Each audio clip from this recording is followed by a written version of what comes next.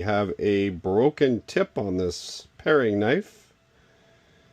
Again, it's a Henckel. They could probably send this in and they would get a new one. I'll let the customer know.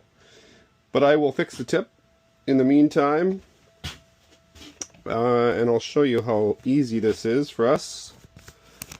Having done this, we do this every day. Put my face mask on. Bring it over to the 2x42.